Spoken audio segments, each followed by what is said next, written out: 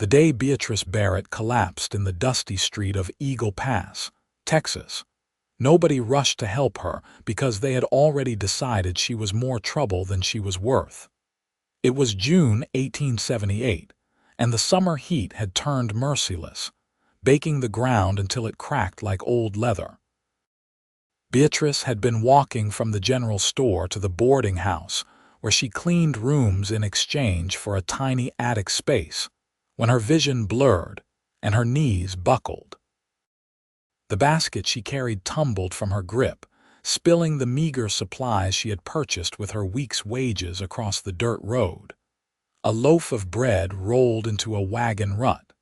A tin of beans clattered against a hitching post. And Beatrice herself went down hard, her worn calico dress billowing around her thin frame. From the shaded porch of the saloon, several men watched but made no move to assist. Old Mrs. Henderson clutched her purse tighter and hurried past on the opposite side of the street. Even the sheriff, who happened to be standing outside his office not 20 yards away, merely shook his head and turned back inside. Beatrice was 19 years old and completely alone in a world that had no patience for a woman without family or fortune. She had arrived in Eagle Pass 8 months earlier on the stage from San Antonio, running from a situation that would have destroyed her completely had she stayed. Her father had died of consumption when she was 17, and her mother had followed 6 months later, leaving Beatrice in the care of an uncle who drank more than he worked and had hands that wandered where they had no business going. So she had taken the small amount of money her mother had hidden in a coffee tin, purchased a ticket west, and hoped that distance would equal safety. It had not. Distance had merely meant she was alone. Eagle Pass had not welcomed her with open arms. The town was small, suspicious, and already struggling with its own problems. There were good people there, certainly, but they had their own families to feed, their own troubles to manage. A strange young woman with no connections and no skills beyond reading and basic arithmetic was not high on anyone's list of priorities. She found work where she could, mostly cleaning, sometimes mending clothes, occasionally helping at the general store when the owner's wife needed an extra pair of hands. But 3 weeks ago, something had happened that turned the town's indifference into active disdain. A fire had broken out in the stable behind the boarding house, destroying 2 horses and nearly spreading to the main building. Beatrice had been working late that evening, and someone claimed they had seen her near the stable with a lantern just before the fire started. The accusation was flimsy at best, completely unfounded, but it stuck. People loved a scapegoat, especially when times were hard and nerves were frayed. The boarding house owner had not fired her outright, but she had cut Beatrice's hours and moved her to the smallest, hottest room in the attic. People in town began refusing her services. The general store stopped calling her in for extra work. Mothers pulled their children away when she walked by, as though whatever bad luck supposedly followed her might be contagious. So when Beatrice collapsed in the street that scorching June afternoon, the people of Eagle Pass saw it as confirmation of their suspicions. She was weak, troubled, a burden their community could not afford to shoulder. Let someone else deal with her. Let her pick herself up and move on to the next town. They had enough problems without adding hers to the pile. Beatrice lay in the dirt, consciousness flickering like a candle in the wind, dimly aware of footsteps passing her by, of whispered conversations and the creak of wagon wheels rolling past without stopping. She tried to push herself up, but her arms had no strength. She had not eaten a proper meal in 4 days, rationing what little money she had left, and the heat had done the rest. Darkness crept in at the edges of her vision, and she wondered if this was how her story would end, alone and forgotten in a dusty Texas street. Then she heard boots, heavy and purposeful, coming closer rather than moving away. Strong hands slid under her shoulders and knees, lifting her as though she weighed nothing at all. Through the haze, she caught an impression of a face, sun-weathered and serious, with eyes the color of creek water in spring. "I have got you," a voice said, low and steady. "You are going to be all right." Those were the last words Beatrice heard before the darkness took her completely. When she woke, she was lying on a real bed for the first time in months. Not the thin pallet in the boarding house attic, but an actual bed with a mattress and clean sheets that smelled like sunshine and soap. Sunlight streamed through a window, gentler now, suggesting late afternoon or early evening. Her head ached, and her mouth felt like it had been stuffed with cotton, but she was alive and relatively comfortable, which was more than she had expected. "Easy now," that same steady voice said, and Beatrice turned her head to see a man sitting in a chair beside the bed. He was perhaps 25 or 26, with dark hair that wanted to curl if it got long enough, strong features that suggested both stubbornness and kindness, and those remarkable eyes she had glimpsed before passing out. He wore the practical clothes of a working rancher, denim trousers and a cotton shirt with the sleeves rolled up to reveal forearms tanned dark by the sun. "You gave everyone quite a scare." "Where am I?" Beatrice's voice came out as a rasp. "My ranch. The Double D, about 3 miles outside town." He reached for a cup on the bedside table and helped her sit up enough to take a sip of water. "I am Flynn Dalton. I own this place, such as it is." Beatrice drank gratefully, the water soothing her parched throat. "Why did you bring me here?" Flynn set the cup down and leaned back in his chair, regarding her with an expression that was difficult to read. "Because you needed help, and nobody else seemed inclined to provide it. You should not have bothered." The words came out more bitter than she intended. "The town already thinks I am cursed. Now they will probably say I bewitched you or some such nonsense. Let them say what they want. I have never paid much attention to gossip." Flynn stood and walked to the window, looking out over what Beatrice assumed was his land. "My housekeeper, Mrs. Garcia, says you have not been eating properly. She could tell just by looking at you. Said if we had not brought you here, you would have been dead in a week." Shame heated Beatrice's cheeks. "I have been managing. Dying slowly is not managing." Flynn turned back to face her, his expression serious but not unkind. "Look, Miss Barrett, I know what people are saying about you in town. I also know it is a load of horse manure, if you will pardon my language. I was there the night of the fire. I saw you helping to pull equipment out of the stable, trying to save what you could. If you had set that fire, you would not have been running toward it." Beatrice felt tears prick at her eyes, but she blinked them back furiously. She had cried enough over the past weeks. No one else seems to remember it that way. People remember what is convenient. Right now, it is convenient for them to blame you because it means they do not have to think too hard about who really might have been responsible. Flynn crossed his arms over his chest. "But I am not most people, and I do not let innocent folks suffer when I can do something about it." "Why?" The question burst out of Beatrice before she could stop it. "You do not know me. I could be everything they say I am. Why would you risk your reputation, your standing in this community, for a stranger?" Flynn was quiet for a long moment, and when he spoke, his voice was softer. 5 years ago, I was the stranger in Eagle Pass.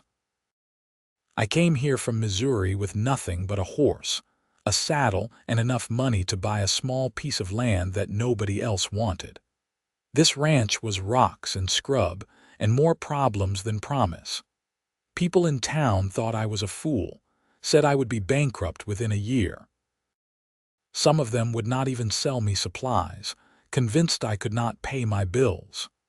He walked back to the chair and sat down, his gaze distant with memory. There was one man, though, old Samuel Brennan, who ran the feed store. He gave me credit when nobody else would. Let me work off what I owed by hauling freight and fixing things around his property.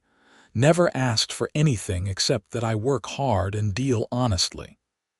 He died 2 years ago, but I never forgot what he did for me. How he saw something in me worth believing in when everyone else just saw a fool with delusions. Flynn met Beatrice's eyes, and she saw determination there, solid as bedrock. I figured it is my turn to be that person for someone else. You need help. I can provide it. Seems pretty straightforward to me. Beatrice did not know what to say. Kindness had been so rare in her life that she had almost forgotten what it felt like to receive it without strings attached. I cannot pay you.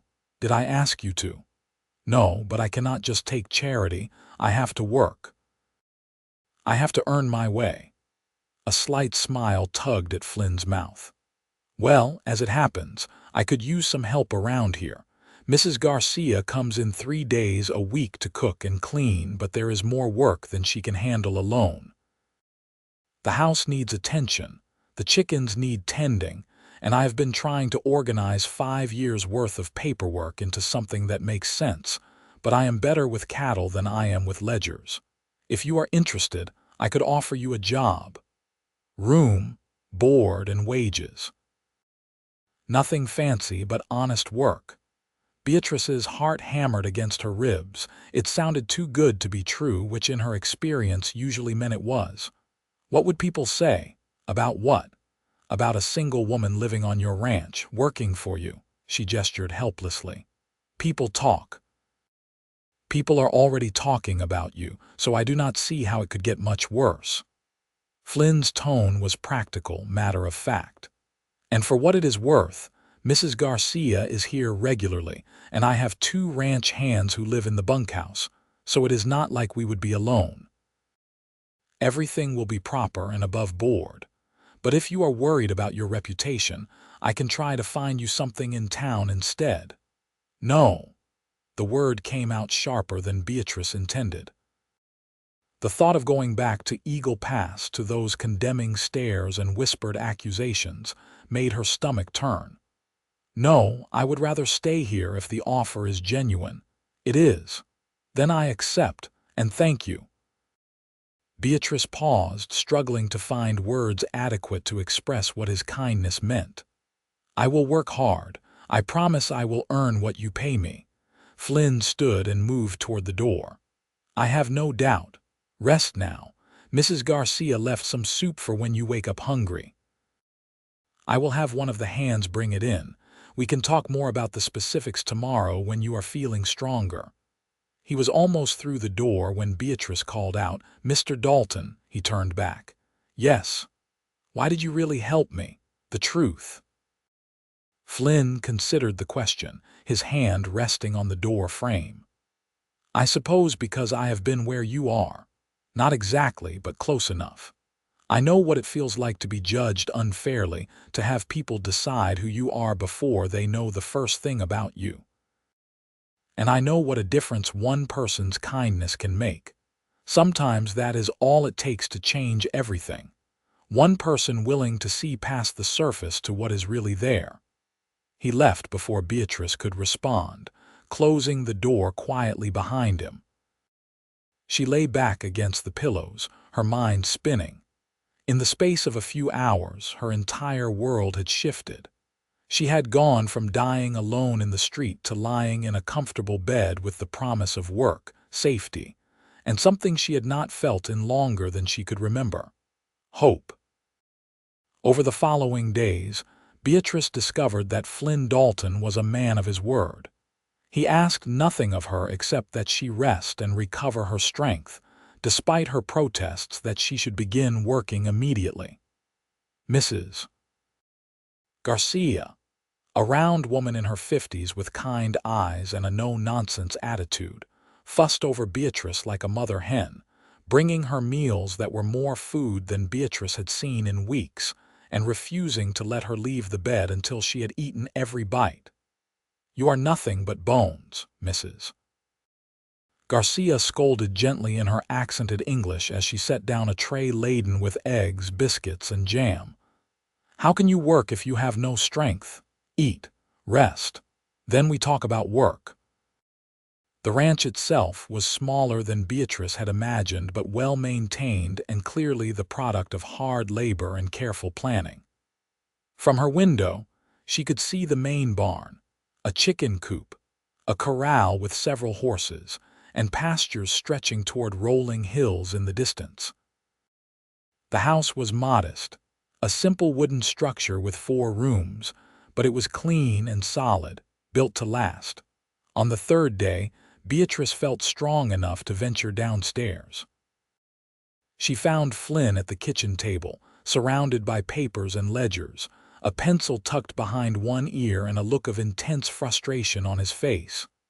"Problems?" she asked from the doorway. Flynn looked up and his expression softened when he saw her. "Miss Barrett, you are up and about.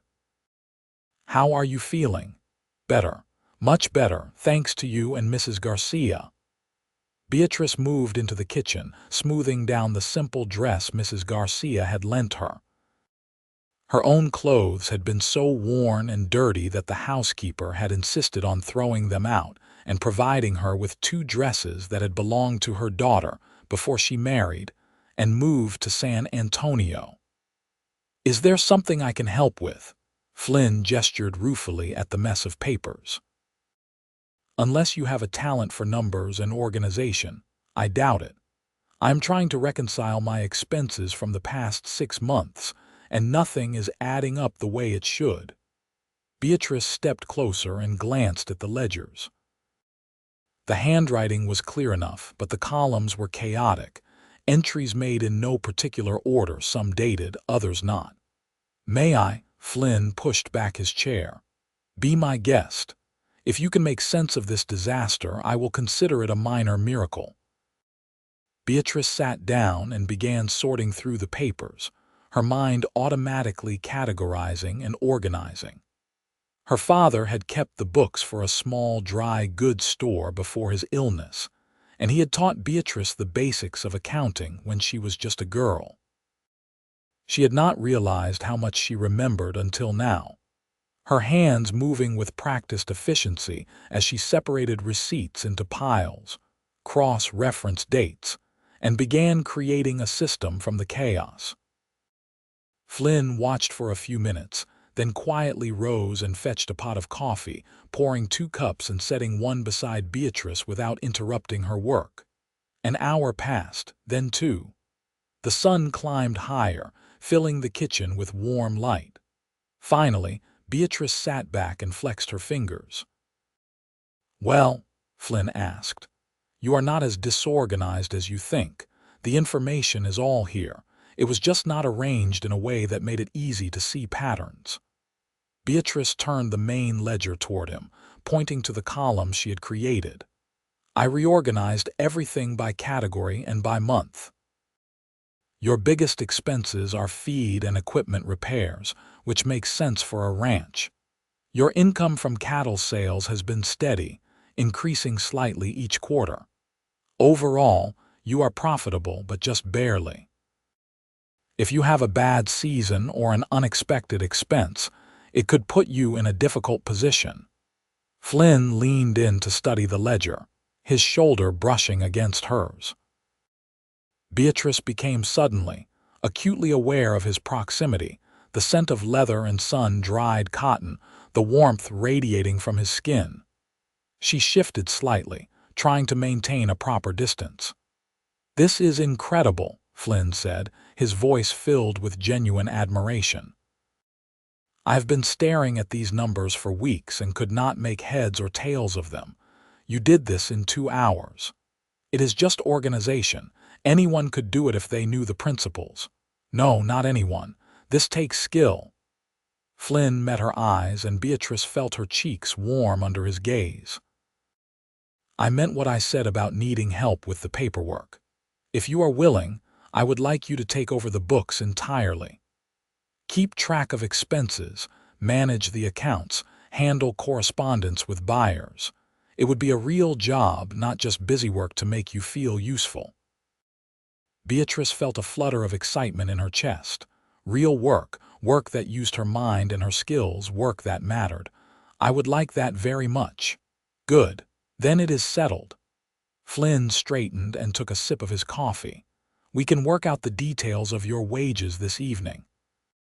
For now, I need to ride out and check on the herd in the north pasture.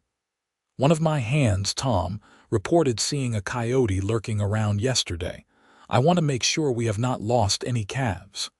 Be careful, Beatrice said, then felt foolish for the automatic concern. She barely knew this man. But Flynn smiled, and it transformed his whole face, making him look younger and less careworn. I will. I have been dealing with coyotes since I started this place. They are more nuisance than real danger if you know what you are doing. He left, and Beatrice sat alone in the kitchen, her fingers resting on the ledger she had just organized.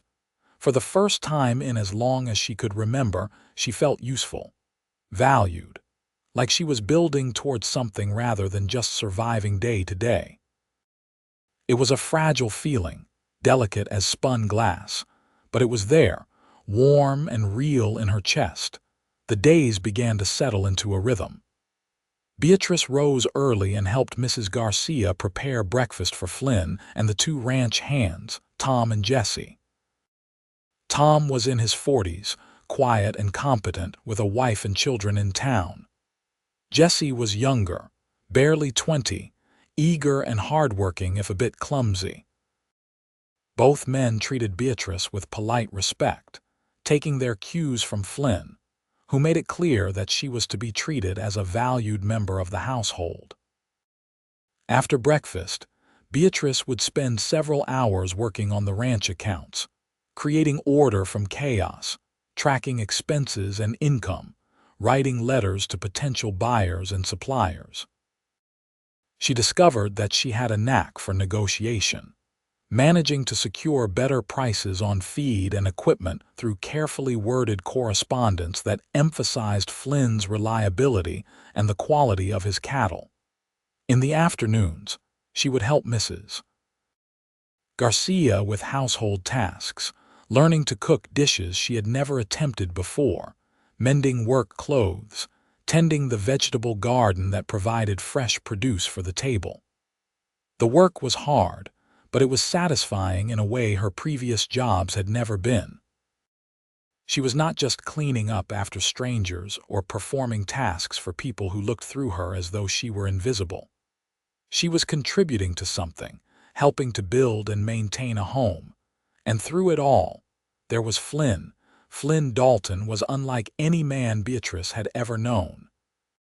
He worked harder than anyone on the ranch, rising before dawn and often not stopping until well after dark. He was patient with his animals, firm but never cruel, and he treated his employees with fairness and respect. He had a dry sense of humor that surprised her, delivering observations so deadpan that it sometimes took her a moment to realize he was joking.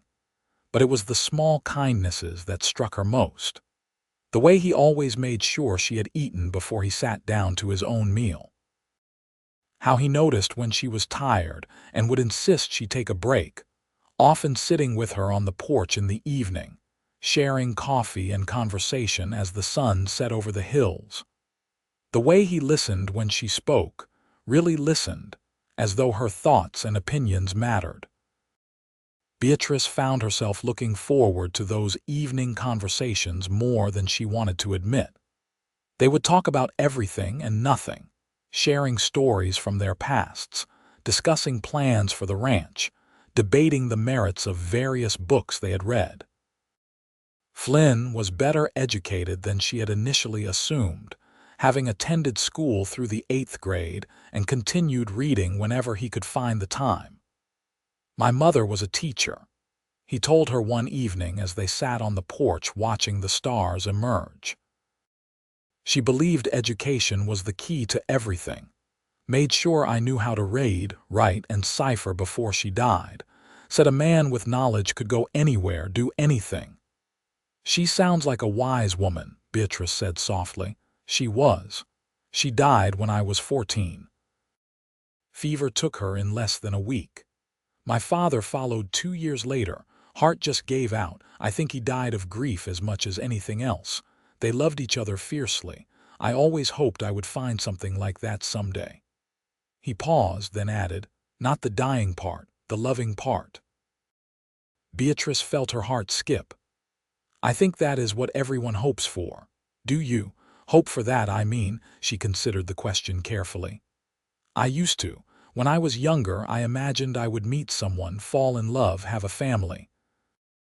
But after my parents died, after everything that happened with my uncle, I stopped thinking that way. It seemed like a fantasy, something for other people but not for me.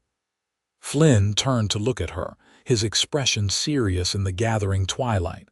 What happened with your uncle? You do not have to tell me if you would rather not, but I have noticed you never talk about why you left San Antonio. Beatrice drew a shaky breath. She had not spoken about this to anyone, had tried to bury the memories so deep they could not hurt her anymore. But something about the quiet evening and Flynn's steady presence made her feel safe enough to unearth them. After my mother died, I had nowhere to go. My uncle was my only living relative. He seemed kind at first, sympathetic. But that changed once I was living in his house. He would drink, and then he would come to my room. He never hurt me physically, but the way he looked at me, the things he said, the way he would try to touch me. I knew it was only a matter of time before looking and touching was not enough.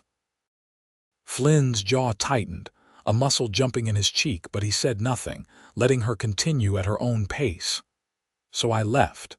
Took what little money I could find and ran. I thought anywhere would be better than there. And it was, even when things were hard. Even when I was hungry and alone, it was better than staying in that house. I am sorry, Flynn said quietly. I am sorry you went through that, and I am sorry nobody was there to help you when you needed it. You helped me. Beatrice met his eyes. When I needed it most, you were there. I am glad I was. They sat in silence for a while, the night sounds of the ranch rising around them, the distant lowing of cattle, the chirp of crickets, the rustle of wind through grass. Beatrice felt something shift between them, a deepening of the connection that had been growing since the day Flynn had lifted her from the dirt of Eagle Pass. 3 weeks passed, then 4. Beatrice grew stronger, healthier, her face filling out, color returning to her cheeks. She began to feel at home at the Double D in a way she had never felt anywhere else. The ranch was not grand or fancy, but it was solid and real, built with honest work and maintained with care. Flynn continued to prove, day after day, that his kindness was not a temporary aberration, but a fundamental part of who he was. When a drought threatened the water supply, he rode for hours each day to ensure the cattle had access to the creek. When Jesse broke his arm in a fall from his horse, Flynn paid for the doctor and gave the young man light duties until he healed.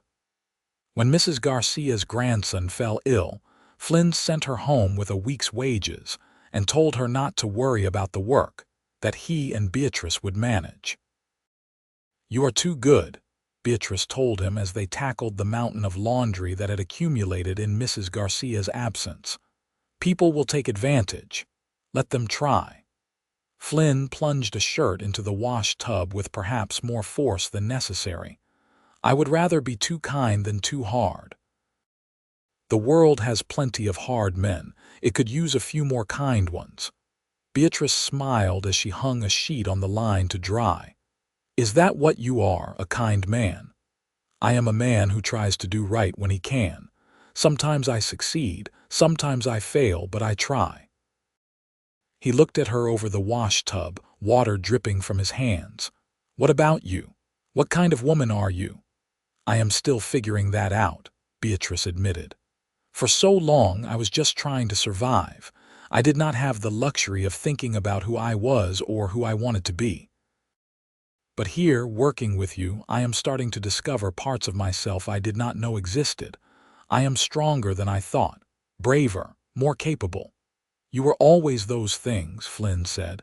You just needed the chance to show it. Their eyes met and held, and Beatrice felt her breath catch. There was something in Flynn's gaze, an intensity that made her pulse quicken, and her skin feel warm despite the cool water on her hands. She wondered if he felt it too, this pull between them, this connection that seemed to grow stronger with each passing day. The moment was broken by the sound of hoofbeats approaching fast. Flynn immediately straightened, his hand moving instinctively to the gun belt he wore when working outside. Beatrice recognized the gesture for what it was, the reflexive caution of a man who had learned not to take safety for granted. Tom came riding up, his horse lathered and blowing hard. "Boss, we got trouble. Some of the cattle have been rustled. I found tracks heading west toward the border." Flynn's expression went hard. "How many?" "At least a dozen head, maybe more. Looks like they hit us last night. Get Jesse, we are going after them." Flynn turned to Beatrice. "Stay here. Lock the doors and keep the rifle handy. I do not think they will come to the house, but I want you prepared just in case." Fear clenched Beatrice's stomach. How dangerous is this? Probably not very. Rustlers tend to run rather than fight if they are confronted, but I need those cattle back. I cannot afford the loss. Flynn's voice was grim. "We will be back by tomorrow night at the latest." He strode toward the barn, already calling out instructions to Tom. Beatrice stood by the wash tub, her hands gripping the wooden rim, watching as Flynn and his men prepared to ride out. Within minutes, they were mounted and heading west at a gallop, dust rising in their wake. The house felt too quiet without Flynn's presence. Beatrice went inside and did as he had instructed, checking the locks on the doors and windows, locating the rifle he kept above the fireplace, and making sure it was loaded. Then she sat at the kitchen table and tried to focus on the ledgers, but the numbers swam before her eyes. She was worried, she realized, genuinely worried about Flynn's safety. When had that happened? When had he gone from being a kind stranger who had offered her help to someone whose well-being mattered to her deeply? But she knew the answer. It had been happening gradually, day by day, moment by moment. Every conversation, every shared meal, every evening on the porch watching the sunset. She had been falling for Flynn Dalton, and she had been too cautious, too afraid of being hurt to acknowledge it until now. Night fell, and Beatrice forced herself to eat some of the stew Mrs. Garcia had left, though her appetite was non-existent. She tried to sleep, but managed only fitful dozing, starting awake at every sound. By dawn, she was exhausted and frantic with worry. The day dragged on interminably. Beatrice threw herself into work, cleaning things that were already clean, organizing things that were already organized, anything to keep her hands busy and her mind occupied. But nothing helped. The fear sat like a stone in her chest, growing heavier with each passing hour.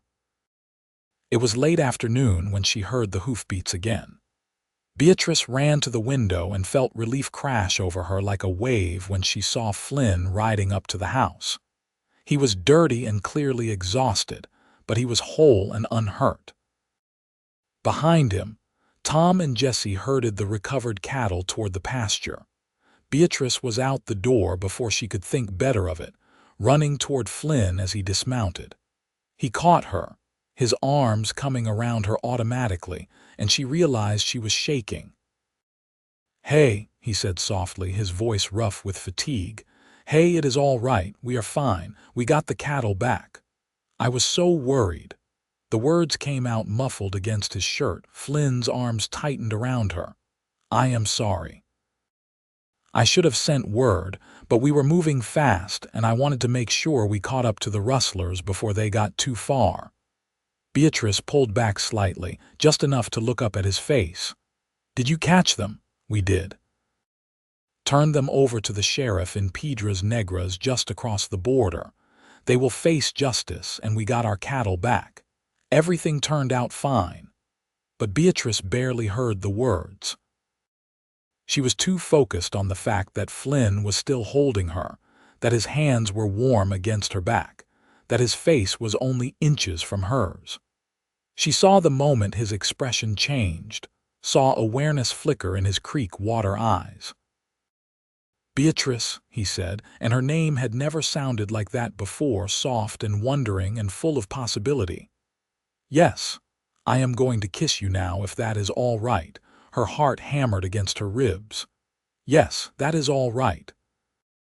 Flynn lowered his head slowly, giving her time to change her mind, but Beatrice had never been more certain of anything. When his lips met hers, it was gentle at first, tentative, a question asked and answered.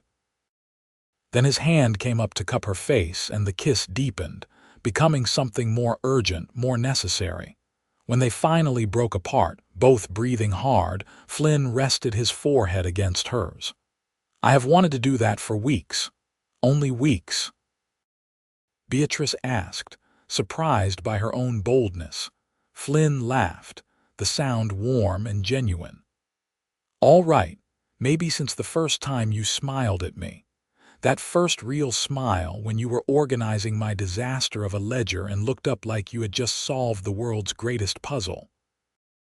I thought my heart was going to stop right then and there. Beatrice felt tears prick at her eyes, but these were good tears, happy tears. "The town called me a burden. The town is full of fools." Flynn pulled back just enough to meet her eyes squarely. "You are the furthest thing from a burden. You are smart, capable, hardworking, kind. You have made this ranch run smoother in 6 weeks than I managed in 5 years. You have made this house feel like a home. You have made me happier than I have been in longer than I can remember. You are a blessing, Beatrice Barrett, my blessing." Flynn. His name came out as a whisper. "I love you," he said simply. "I know it is fast, and I know you might not feel the same way yet, but I need you to know. I love you, and I want you to stay here not just as my employee, but as my partner, my equal. Eventually, if you are willing, as my wife." Beatrice felt like she could not breathe, like the world had narrowed to just the two of them standing in the dusty yard while the sun sank lower in the sky. "I love you too," she said, the words feeling both terrifying and liberating. "I think I started falling for you the moment you picked me up off that street and told me I would be all right. You proved it, Flynn. Every single day, you have proved that you see me as more than the town's judgment. You see me." Flynn kissed her again, longer this time, deeper, a seal on the promises they were making to each other. When they finally separated, both of them were smiling like fools. "We should probably go inside," Flynn said reluctantly. "Tom and Jesse are trying very hard to pretend they did not just witness all of that, and I should check on the cattle, and you probably think I am a mess after 2 days on the trail." "You are a mess," Beatrice agreed, reaching up to brush dust from his shoulder. "But you are my mess now." Flynn grinned. "Is that how it works?" "That is exactly how it works." They walked toward the house hand in hand, and Beatrice marveled at how right it felt, how natural. She had spent so long feeling adrift, untethered, but now she was anchored. She was home. The next weeks were some of the happiest of Beatrice's life. Flynn courted her properly, despite the fact that they were already living under the same roof. He brought her wildflowers from the hills and left them in a jar by her bedroom door. He took her riding in the evenings, showing her the full extent of his land, sharing his dreams for what the ranch could become. They talked for hours about everything and nothing, discovering shared interests and laughing over their differences. Mrs. Garcia, upon learning of their relationship, had been delighted. "I knew it," she crowed, beaming at them both. "From the first day I said to myself, these two are meant for each other. Mr. Flynn has been alone too long and Miss Beatrice needs someone who sees her heart. Perfect. Just perfect. Tom and Jesse were equally supportive, treating Beatrice with even more respect now that she was to become the rancher's wife. Jesse, in his enthusiasm, had started calling her Mrs. Dalton before Flynn had even formally proposed, which made Beatrice blush and Flynn laugh. The formal proposal came on a Sunday evening in late August. Flynn had taken Beatrice to the highest point on his property, a small hill that overlooked the entire ranch and offered a view that stretched for miles. The sun was setting, painting the sky in shades of orange and pink and gold. "When I bought this land," Flynn said, standing behind Beatrice with his arms around her waist, "I used to come up here and try to imagine what it would look like 5 years down the line. 10 years. I saw the ranch growing, the herds increasing, the buildings expanding. But you know what I never saw?" "What?" Beatrice leaned back against him, marveling at how perfectly they fit together. "Myself happy. I saw success maybe if I worked hard enough, security, stability, but not happiness, not joy. I did not know how to picture that because I did not know what it would look like." He turned her gently to face him. "Now I do. It looks like you." Beatrice's breath caught as Flynn lowered himself to one knee, pulling a simple gold band from his pocket. "This was my mother's," he said. "The only thing of hers I kept when I left Missouri. I have been carrying it around for years, waiting for the right moment, the right person. Beatrice Barrett, you are the right person. You are the only person. Will you marry me? Will you be my partner, my companion, my wife? Will you help me build something beautiful here, not just a ranch but a life, a family, a future?" Tears streamed freely down Beatrice's face now, and she made no effort to stop them. "Yes, yes, of course I will marry you." Flynn slipped the ring onto her finger. It fit perfectly, as though it had been made for her. He stood and pulled her into his arms, kissing her as the sun completed its descent, and the first stars began to appear overhead. They were married 3 weeks later in a small ceremony at the ranch. Beatrice had initially suggested they marry in town at the church, but Flynn had refused. "I will not give those people the satisfaction of acting like we need their approval," he had said firmly. "We will marry here, on our land, surrounded by the people who actually matter to us." So they did.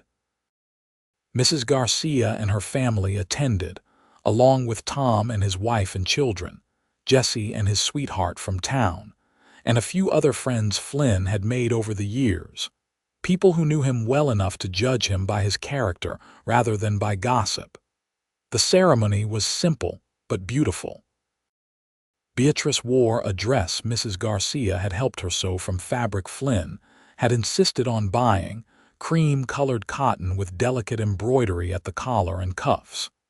Flynn wore his best suit, his hair neatly combed, his eyes never leaving Beatrice's face as they exchanged vows.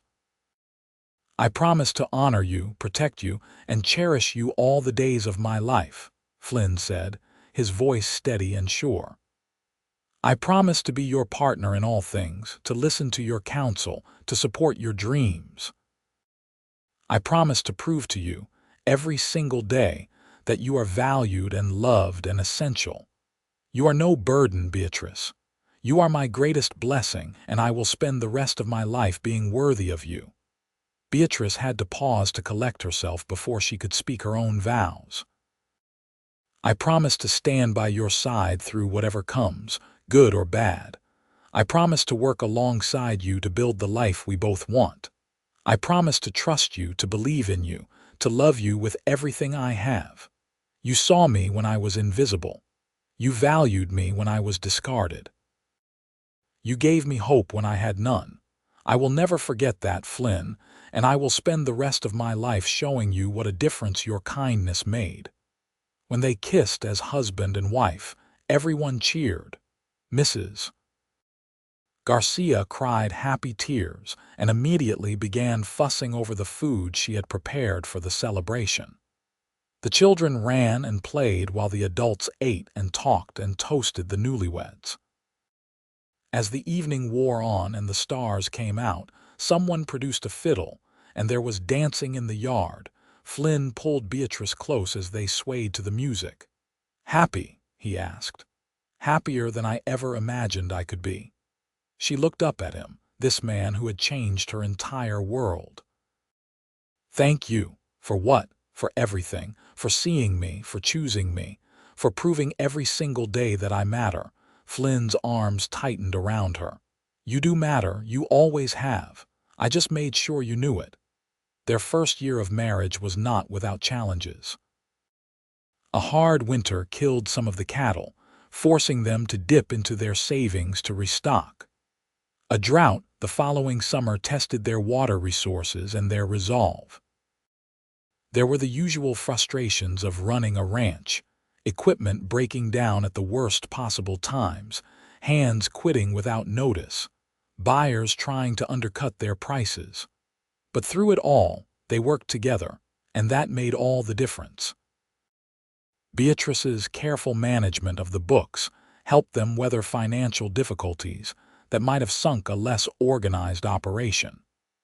Flynn's skill with the cattle and his willingness to adapt his methods based on Beatrice's suggestions led to healthier herds and better prices. They made a good team, complementing each other's strengths and supporting each other's weaknesses. The town of Eagle Pass slowly began to change its opinion of Beatrice, though she cared far less about that than she once had. It was hard to maintain gossip about someone who was clearly thriving, clearly valued, clearly happy. When Beatrice came to town now, she did so as Mrs. Flynn Dalton, wife of a respected rancher, and people who had once sneered at her now nodded politely. Some even had the grace to look ashamed of how they had treated her. Beatrice was cordial but distant. She did not forget how those people had left her to die in the street, and she had no interest in pretending it had never happened. But she did not hold grudges either. She simply moved forward, focusing on the life she was building rather than the past she had escaped. In the spring of their second year of marriage, Beatrice discovered she was pregnant. She told Flynn one evening on the porch, their customary spot for important conversations, as the sunset painted the sky in brilliant colors. Flynn's face went through several expressions in rapid succession: shock, joy, wonder, and a touch of fear. "Are you sure, Mrs.? Garcia helped me confirm it. She has had enough children of her own to know the signs." Beatrice took his hand and placed it on her still flat stomach. "We are going to have a baby, Flynn." Flynn pulled her into his arms, holding her so tightly she could barely breathe. "A baby," he said, his voice choked with emotion. "Our baby." "Are you happy?" Beatrice asked, though she could feel his joy radiating through his embrace. "Happy does not begin to cover it." Flynn pulled back to look at her, his eyes bright with unshed tears. "You have given me everything, Beatrice. A home, a partnership, love, and now a family. I never dreamed I could have all of this." "We have given it to each other," Beatrice corrected gently. "None of this would exist without both of us working together." Flynn nodded and kissed her softly. "Then we will continue working together, raising this child, building our ranch, living our lives together." The pregnancy was not easy. Beatrice struggled with sickness in the early months, and the summer heat made her uncomfortable and exhausted. But Flynn was attentive to the point of being overprotective, constantly worrying that she was doing too much, working too hard. Beatrice had to remind him repeatedly that she was pregnant, not fragile, and that she intended to continue contributing to the running of the ranch as long as she was physically able. "I am not some delicate flower," she told him one afternoon when he tried to forbid her from walking out to check on the chickens. "I am a rancher's wife, and I have work to do." "You are my wife," Flynn countered, "and I will not have you risking yourself or the baby. Walking to the chicken coop is not a risk. Sitting in the house doing nothing while you exhaust yourself trying to do everything alone, that is a risk. To your health, to the ranch, and to our future." Beatrice stood her ground, hands on her hips. "We are partners, Flynn. That does not change just because I am carrying a child." Flynn sighed, recognizing defeat. "Fine. But you promise me you will stop if you feel tired or unwell." "I promise." It became a familiar negotiation over the following months, Flynn trying to wrap Beatrice in cotton wool, Beatrice insisting on maintaining her independence and usefulness. It was frustrating at times, but it also warmed Beatrice's heart to see how much Flynn cared, how desperately he wanted to protect her and their unborn child. In February 1880, on a cold night when the wind howled around the corners of the house, Beatrice went into labor. Flynn sent Jesse racing to town to fetch the doctor and Mrs. Garcia, while Tom stayed to help Flynn prepare. The labor was long and difficult, lasting through the night and into the next day. Flynn stayed by Beatrice's side the entire time, holding her hand, offering her water, wiping the sweat from her forehead, murmuring encouragement when she was sure she could not continue. "You are the strongest person I know," he told her as another contraction racked her body. "You survived things that would have broken most people. You can do this. I know you can." And she did. As the sun set on the second day, their son came into the world with a healthy cry that filled the room. The doctor cleaned him and wrapped him in a blanket before placing him in Beatrice's arms. Flynn sat on the edge of the bed, one arm around Beatrice, the other hand gently touching his son's tiny face. "He is perfect," Flynn whispered, his voice thick with emotion. "What should we name him?" Beatrice asked, exhausted but happier than she had ever been. Flynn was quiet for a moment, then said, "Samuel, after the man who helped me when no one else would. Samuel Flynn Dalton." Beatrice smiled. "Samuel, I love it." Little Samuel was a healthy, happy baby who quickly became the center of their world. Flynn proved to be a devoted father, rising in the night to walk with the baby when he was fussy, changing diapers without complaint, spending every free moment simply holding his son and marveling at his existence. "I never knew I could love something this much," Flynn told Beatrice one night as they watched Samuel sleep in his cradle. "It is terrifying and wonderful all at once." "I know exactly what you mean," Beatrice agreed. As Samuel grew, the ranch continued to prosper. Word had spread about the quality of Flynn's cattle and the fairness of his dealings, and buyers sought him out rather than the other way around. Beatrice's management of the finances meant they could invest in improvements: a new barn, better equipment, more land. They hired additional hands to help with the increased workload. By the time Samuel was 3 years old, the Double D had tripled in size and become one of the most successful ranches in the Eagle Pass area. People who had once dismissed Flynn as a fool now sought his advice. People who had called Beatrice a burden now watched enviously as she rode into town in a well-made dress, sitting beside her husband, their bright-eyed son between them. On a warm evening in May 1883, Flynn and Beatrice sat on their porch watching Samuel play in the yard. He was chasing chickens, laughing with delight when they squawked and scattered before him. "You ever think about how different things could have been?" Beatrice asked. "If you had not stopped that day in town, if you had walked past like everyone else." Flynn reached over and took her hand. "I think about it sometimes, but not in a wistful way, more in a grateful way.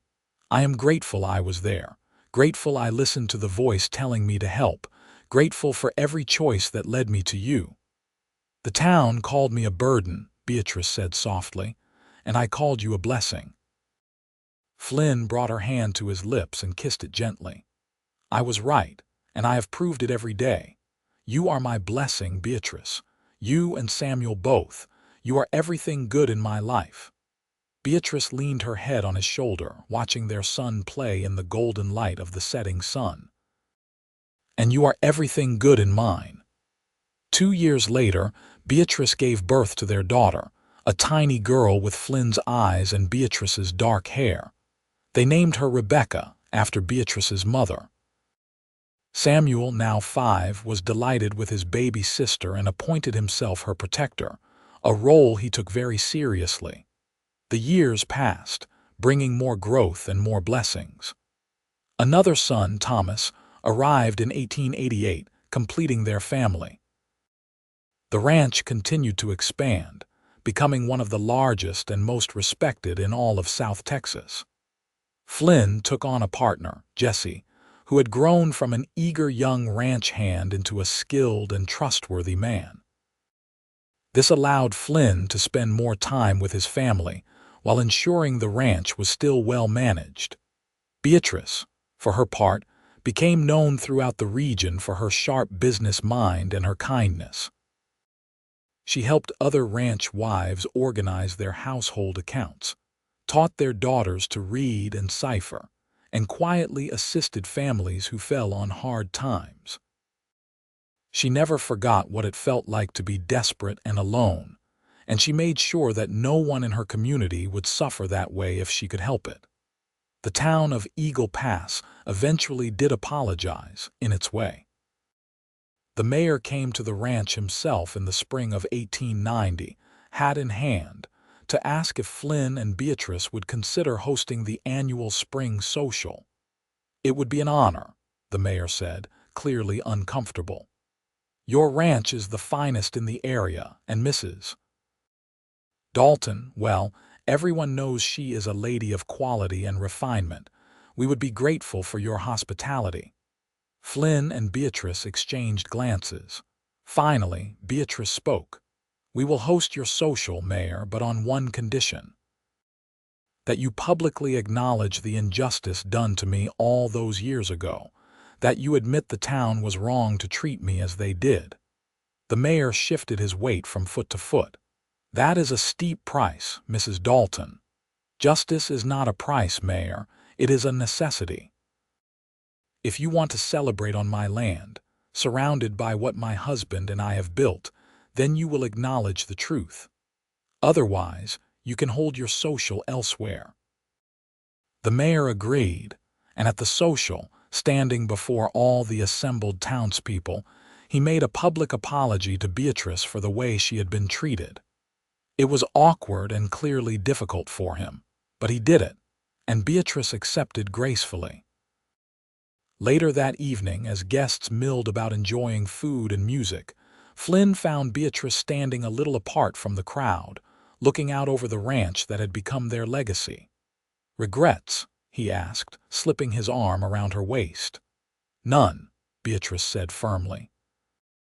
"I needed to hear that apology, not because I was waiting for their approval, but because they needed to say it. They needed to acknowledge what they did wrong so that maybe, just maybe, they will think twice before they do it to someone else. Always thinking of others." Flynn kissed her temple. "That is my Beatrice.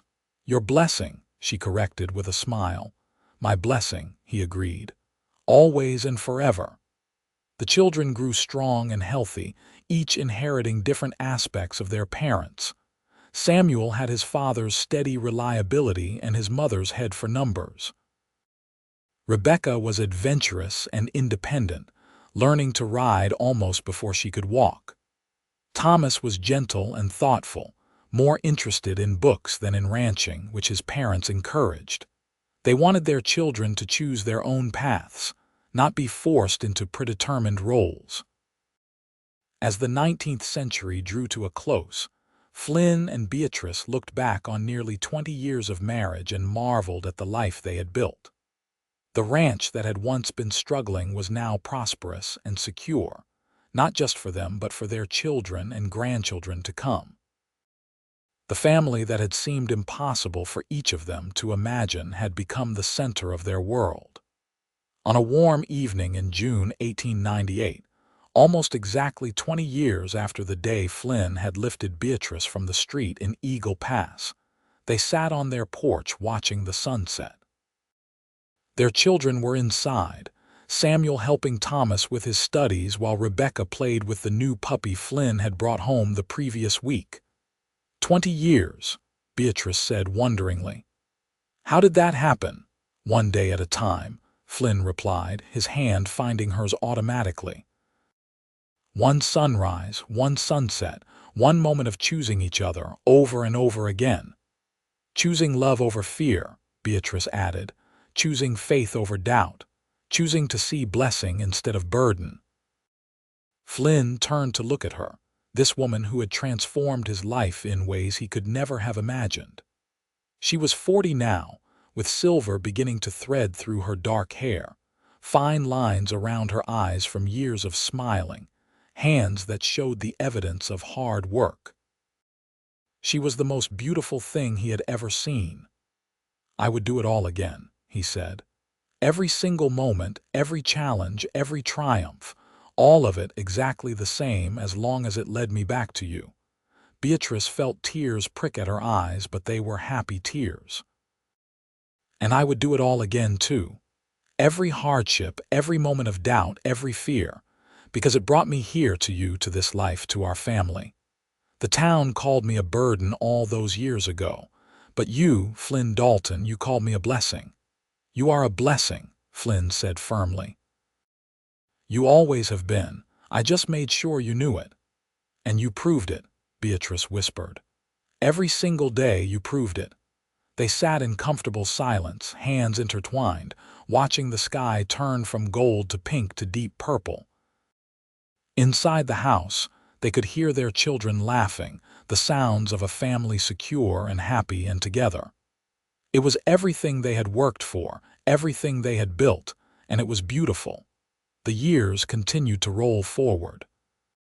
Samuel married a sweet girl from a neighboring ranch and started his own family, building a house on the far corner of the Double D land.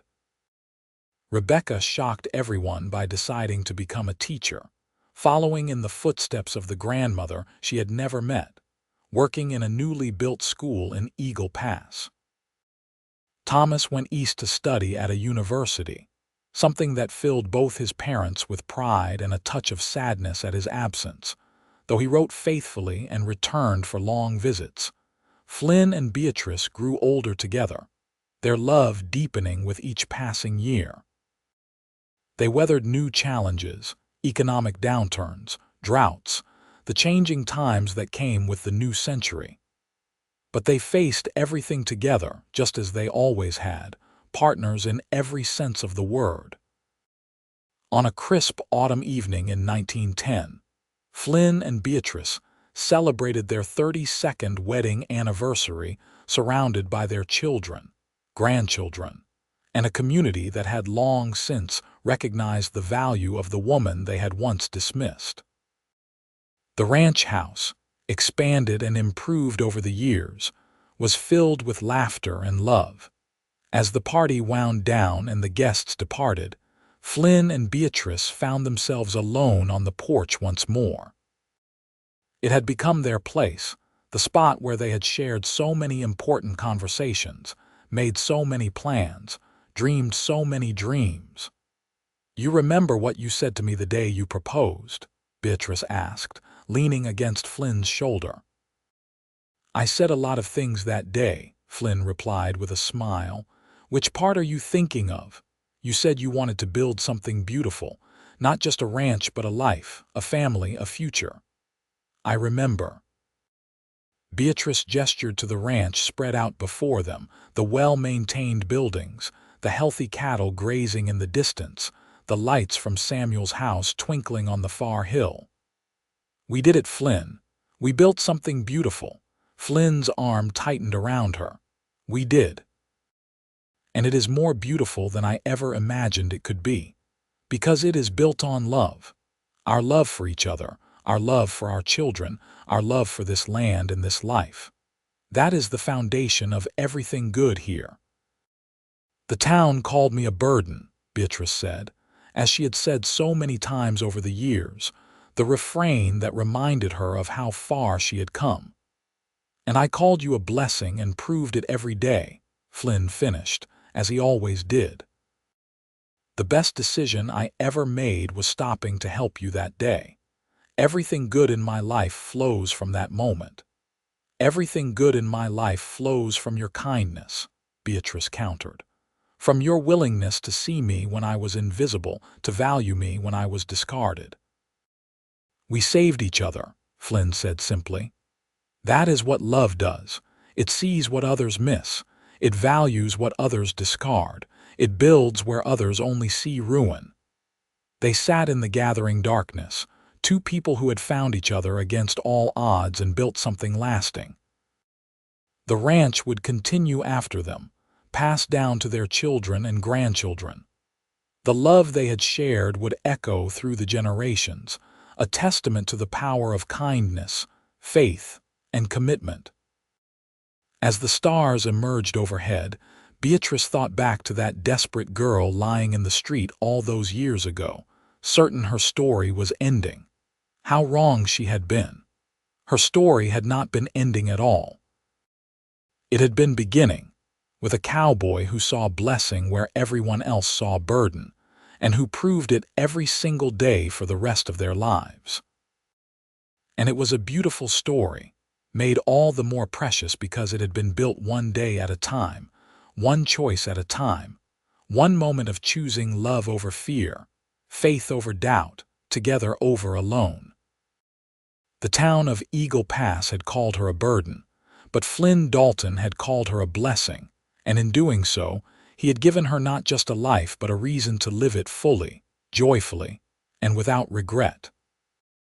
That was the greatest gift of all, and Beatrice knew she would treasure it for every moment she had left.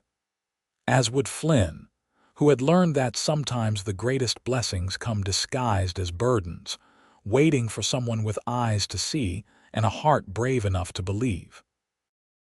Their love story was complete, written in the land they had tended, the family they had raised, the life they had built together.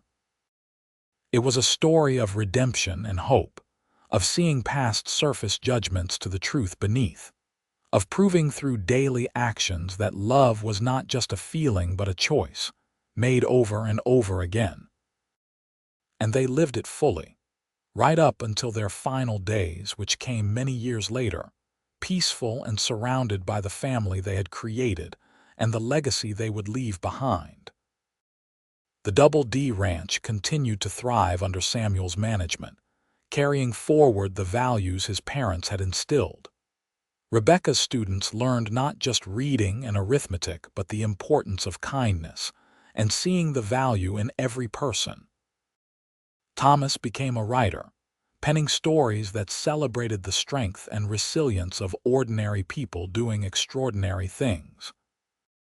The love story of Flynn and Beatrice Dalton became something of a legend in Eagle Pass, told and retold, a reminder that sometimes the greatest gifts come when we choose compassion over judgment, when we see blessings where others see burdens, and when we prove our love not through grand gestures but through the steady accumulation of daily kindnesses and unwavering commitment. It was a story that proved that one person's choice to help could change everything, that love could transform not just individual lives but entire communities, and that the most beautiful things in life are built not quickly or easily but patiently, day by day, choice by choice, with faith and hope and love as the foundation. And in the end, that was the truest measure of their lives together.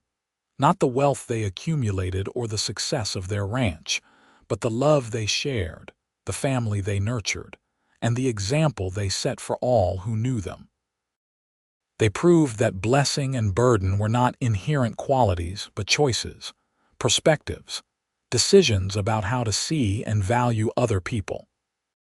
Flynn Dalton chose to see Beatrice Barrett as a blessing when everyone else saw a burden, And in making that choice, improving it day after day for more than 30 years, he gave her the greatest gift anyone can give another person: the knowledge that she was seen, valued, and loved exactly as she was.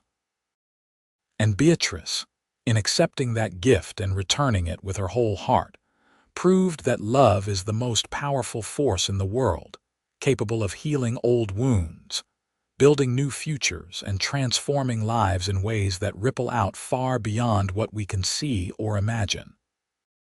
Their story had a happy ending because they chose to create one, day by day, moment by moment, proving that love is not something that happens to us, but something we do, actively and intentionally, for as long as we have breath.